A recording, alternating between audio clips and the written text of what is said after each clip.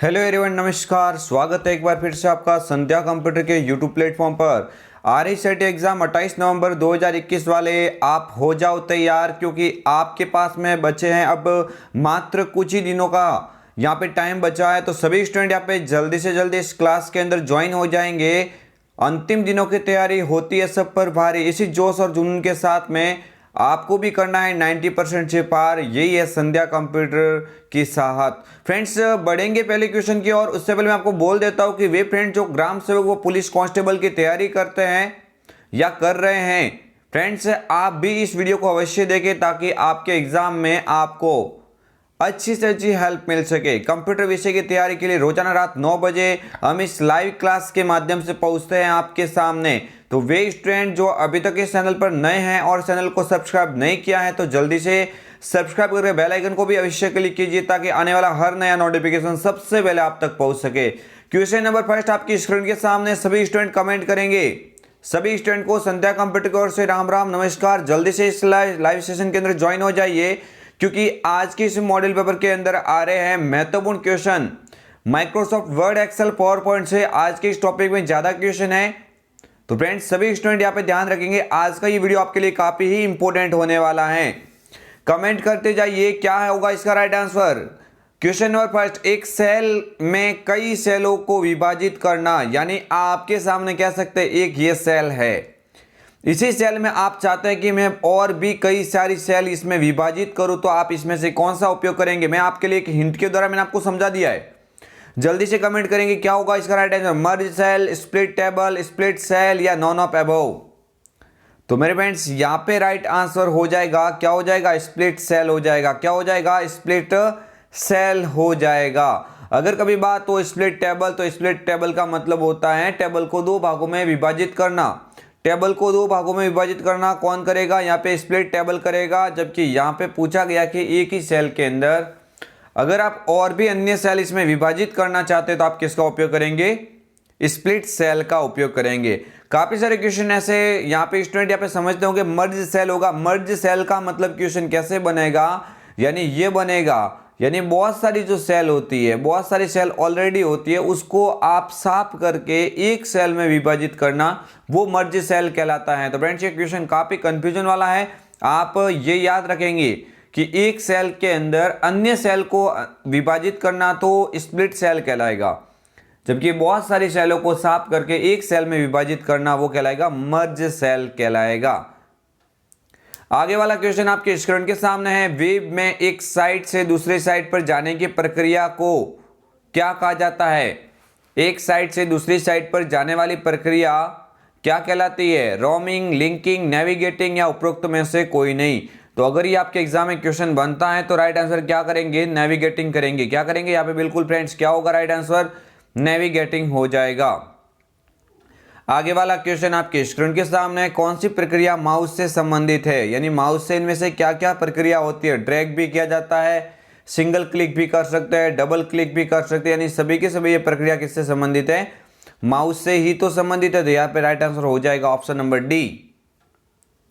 आगे वाला क्वेश्चन आपके स्क्रीन के सामने है। निम्न में से कौन सा ईमेल से संबंधित फोल्डर नहीं है। काफी इंपॉर्टेंट क्वेश्चन आपके स्क्रीन के सामने। निम्न में से कौन सा ईमेल से संबंधित फोल्डर नहीं है। सेंट मेल, ड्राफ्ट, स्पैम या फिर कंपोज। तो मेरे फ्रेंड्स याद रखेंगे ये जो कंपोज लिखा हुआ है, ये कंपोज एक फोल्डर नहीं होगा, ये तो ईमेल लिखने के लिए उपयोग में लिया जाता है। जबकि सेंट मेल में हम जो फाइल भेजते हैं वो यहाँ पे मिलेगी, ड्राफ्ट में आधी अधूरी मेल रहेगी, स्पैम में महत्वपूर्ण अनसाई मेल हम कह सकते हैं। आगे वाला क्वेश्चन आपके स्क्रीन के सामने है। काफी इंपॉर्टेंट क्वेश्चन। एक ऐसी वेबसाइट जिसका उपयोग वस्तु खरीदने और बेचने के लिए किया जाता है। Social networking site, search engine, मनोरंजन वेबसाइट या ई कॉमर्स। तो ये तो सभी स्टूडेंट कमेंट करेंगे। इसका जो राइट आंसर हो जाएगा वो हो जाएगा ई कॉमर्स हो जाएगा। क्या हो जाएगा मेरे फ्रेंड्स, ई कॉमर्स इसका क्या हो जाएगा, करेक्ट आंसर हो जाएगा।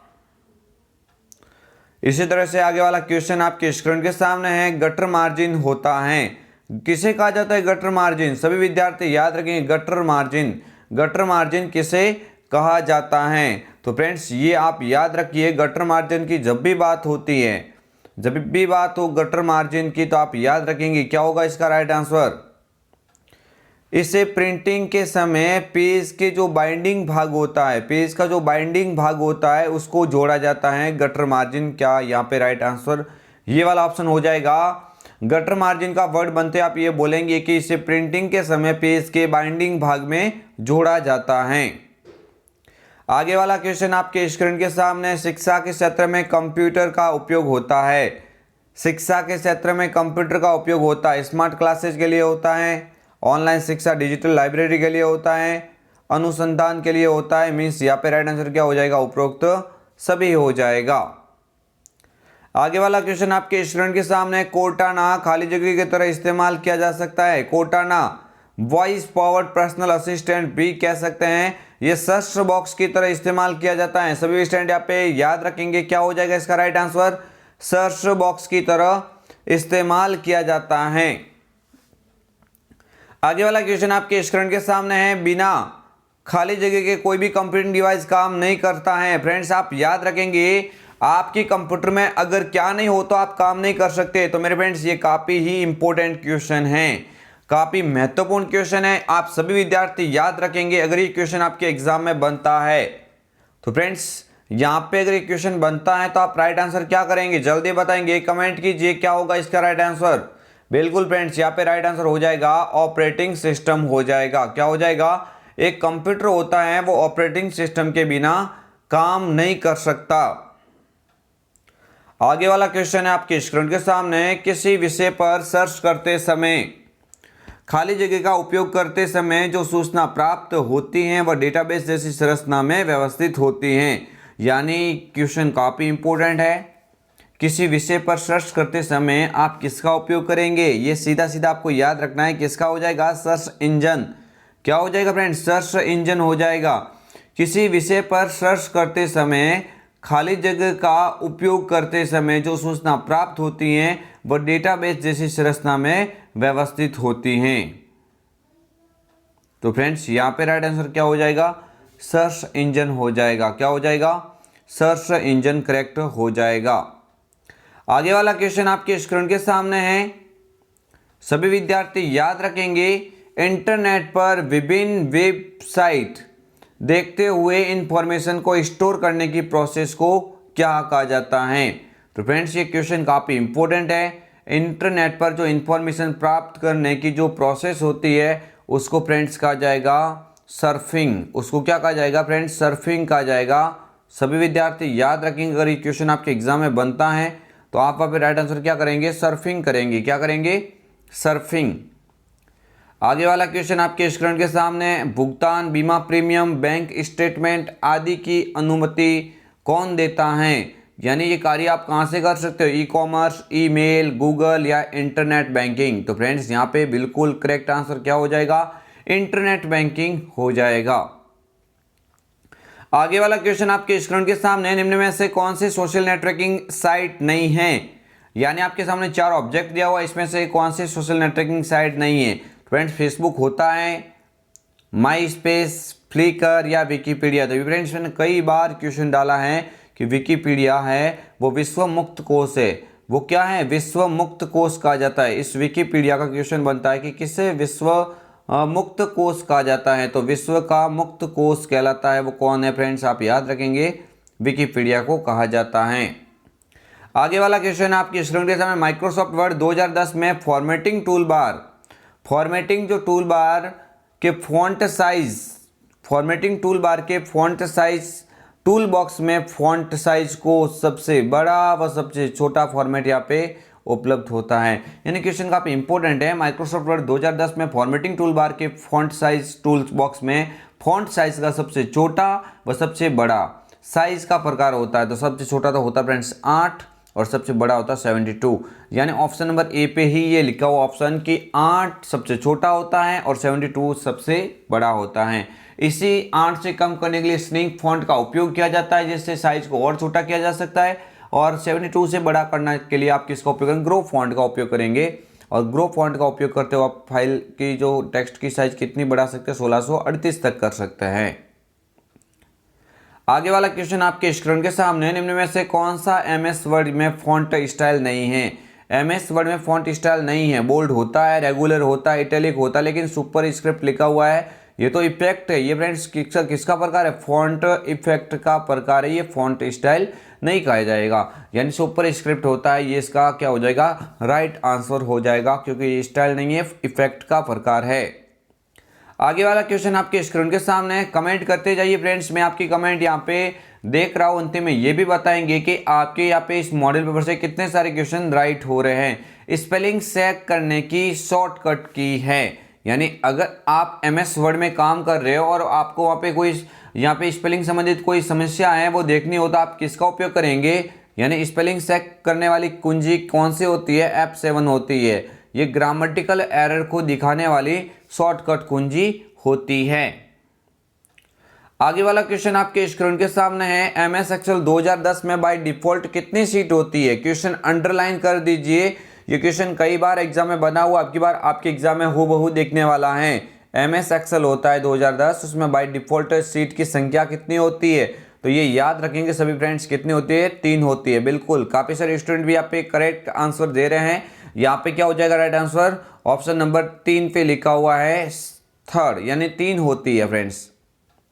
आगे वाला क्वेश्चन आपके स्क्रीन के सामने है, राजस्थान के लिए सास और पास के आधार पर end to end cloud enable हैं, यानी end to end cloud enable की बात हो रही है। तो फ्रेंड्स यहाँ पे किसकी बात हो रही है, राज मेघ की बात हो रही है। किसकी बात हो रही है, राज मेघ की बात हो रही है। आगे वाला क्वेश्चन आपके स्क्रीन के सामने है, किसका उपयोग करके आप विंडोज 10 में एक सॉफ्टवेयर इंस्टॉल्ड नहीं कर सकते हैं। आप इनमें से कौन सा विकल्प है जहां से आप सॉफ्टवेयर वगैरह इंस्टॉल नहीं कर सकते। इंटरनेट से कर सकते हैं, विंडो स्टोर से भी कर सकते हैं, सीडी डीवीडी में है तो वहां से भी कर सकते हैं, लेकिन यहाँ पे लिखा हुआ वर्ड फाइल का उपयोग करते हुए। फ्रेंड्स, वर्ड फाइल का उपयोग करते हुए कैसे कर सकते हैं, बिल्कुल ये कथन तो यहाँ पे बिल्कुल मिला नहीं खा रहा है। तो राइट आंसर क्या हो जाएगा, वर्ड फाइल का उपयोग करते हुए किसी फाइल सॉफ्टवेयर को इंस्टॉल नहीं किया जा सकता है। आगे वाला क्वेश्चन आपके स्क्रीन के सामने है, ट्विटर प्लेटफॉर्म पर रजिस्टर यूजर निम्न प्रकार का कार्य करता है। फ्रेंड्स, काफी इंपॉर्टेंट क्वेश्चन है कि जो ट्विटर होता है उस ट्विटर प्लेटफॉर्म पर रजिस्टर्ड यूजर क्या क्या कार्य कर सकता है। 140 अक्षरों तक एक संदेश भेज सकता है, बिल्कुल। अपने फॉलोअर्स तक संदेश भेज सकता है, बिल्कुल भेज सकता है। किसी विषय पर हैशटैग बना सकता है, बिल्कुल बना सकता है। तो आप याद रखेंगे इसका क्या हो जाएगा, उपरोक्त सभी हो जाएगा। क्या हो जाएगा इसका राइट आंसर, उपरोक्त सभी, यहाँ पे बिल्कुल करेक्ट आंसर हो जाएगा। आगे वाला क्वेश्चन आपके स्क्रीन के सामने, माइक्रोसॉफ्ट आउटलुक 2000 आमतौर पर इस्तेमाल किया जाता है। फ्रेंड्स, अंडरलाइन कर दीजिए, पटवार के अंदर भी एक क्वेश्चन बना था कि आउटलुक अकाउंट होता है वो किससे संबंधित होता है, तो ईमेल एप्लीकेशन के रूप में जाना जाता है। इसको किसके रूप में जाना जाता है, ईमेल एप्लीकेशन के रूप में जाना जाता है माइक्रोसॉफ्ट आउटलुक को। आगे वाला क्वेश्चन आपके स्क्रीन के सामने, कंप्यूटर को एक टीवी या प्रोजेक्टर से जोड़ने के लिए किस प्रकार की केबल का प्रयोग किया जाता है। यानी आपकी टीवी बोल सकते हैं, प्रोजेक्टर बोल सकते हैं, जो भी जोड़ी जाती है इन दोनों का इस्तेमाल किया जा सकता है। HDMI से भी जोड़ सकते हैं, VGA से भी जोड़ सकते हैं। यानी ऑप्शन नंबर सी पे लिखा हुआ A और B दोनों, A और B दोनों यहाँ पे बिल्कुल राइट आंसर हो जाएगा। आगे वाला क्वेश्चन आपके स्क्रीन के सामने काफी इंपॉर्टेंट क्वेश्चन है, हैकिंग और कंप्यूटर अपराध किस प्रकार की धारा है। हैकिंग और कंप्यूटर अपराध किस प्रकार की धारा है। सेक्शन 66, सेक्शन 66 बिल्कुल यहाँ पे ये राइट हो जाएगा इसका, सेक्शन 66 ऑप्शन नंबर बी यहाँ पे बिल्कुल इसका क्या हो जाएगा राइट आंसर। हैकिंग और कंप्यूटर अपराध के लिए सेक्शन 66 यहाँ पे राइट हो जाएगा। आगे वाला क्वेश्चन है, निम्न में से कौन सा एक पेज ओरिएंटेशन का प्रकार है। यानी इनमें से कौन सा एक पेज ओरिएंटेशन का प्रकार है। मैंने कई बार फ्रेंड्स आपको बोला हुआ है कि पेज ओरिएंटेशन का बोले तो पोर्ट्रेट भी होता है। पोर्ट्रेट मीन्स पेज की स्थिति, ये लैंडस्केप का मीन्स होता है पेज की स्थिति ऐसे। फ्रेंड्स आपको याद रखना है यहाँ पे ए भी होगा और बी भी होगा, यानी लैंडस्केप और पोर्ट्रेट पेज ओरिएंटेशन के प्रकार ही होते हैं। आगे वाला क्वेश्चन आपके स्क्रीन के सामने है, ब्लू-रे डिस्क की अधिकतम क्षमता होती है। एक ब्लू-रे डिस्क होती है, एक ब्लू-रे डिस्क होती है जो ऑप्टिकल इनपुट डिवाइस के अंदर आती है, ऑप्टिकल डिवाइस के अंदर आती है। ऑप्टिकल मेमोरी के उदाहरण के रूप में जानी जाती हैं। आप याद रखेंगे, अगर यहाँ पे इसकी अधिकतम क्षमता की बात हो तो 50 से लगा के 500 GB तक हो सकती है। ऑप्शन नंबर सी पे ही लिखा हुआ है, ये इसका क्या हो जाएगा, बिल्कुल करेक्ट आंसर हो जाएगा। आगे वाला है क्वेश्चन आपके स्क्रीन के सामने, प्रथम पीढ़ी में किस कंपोनेंट का उपयोग किया गया। काफ़ी इंपॉर्टेंट क्वेश्चन है। जो कंप्यूटर की फर्स्ट जनरेशन है उसके अंदर फ्रेंड्स किस कंपोनेंट का उपयोग किया गया है। फ्रेंड्स यहाँ पे आपको याद रखना है किसका उपयोग किया गया है, वैक्यूम ट्यूब और वॉल्व का उपयोग किया गया है। ये जो आईसी लिखा हुआ है, आईसी इंटीग्रेटेड सर्किट, ये फ्रेंड्स कंप्यूटर की तीसरी पीढ़ी में यूज हुई है।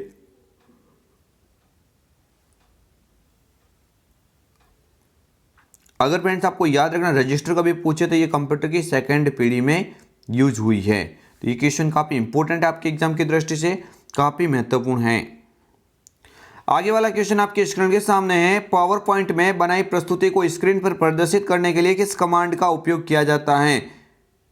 फ्रेंड्स अगर आपने कोई स्लाइड बनाई है तो आप इसको दिखाना चाहते हैं, शो करना चाहते हो तो किसका उपयोग करेंगे, बिल्कुल यहाँ पे तो राइट आंसर क्या हो जाएगा, स्लाइड शो हो जाएगा। क्या हो जाएगा राइट आंसर, स्लाइड शो हो जाएगा।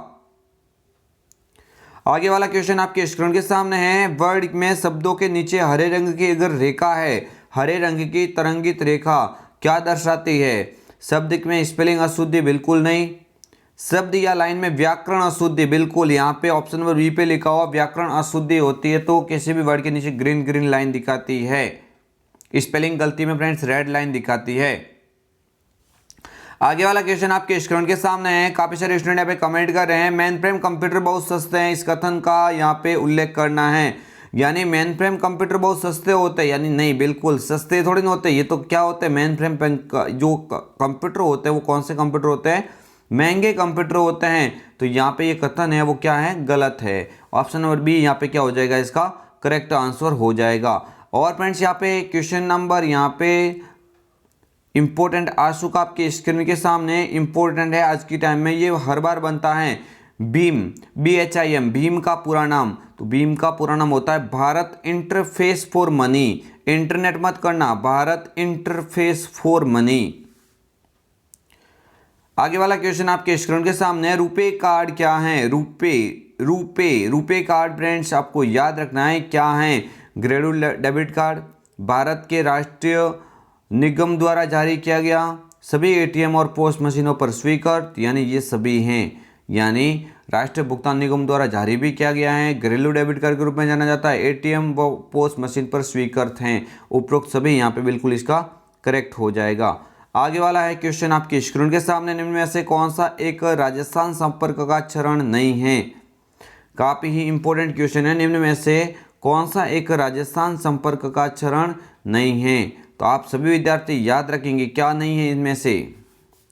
फ्रेंड्स आप याद रखना क्वेश्चन काफ़ी इंपॉर्टेंट है, रजिस्ट्रेशन करना पड़ता है, मॉडरेशन भी होता है, एलोकेशन भी होता है, लेकिन स्क्रूटिनाइजेशन कोई यहाँ पे विकल्प नहीं है। यहाँ पे ऑप्शन नंबर सी वाला यहाँ पे क्या हो जाएगा, एकदम करेक्ट आंसर होगा।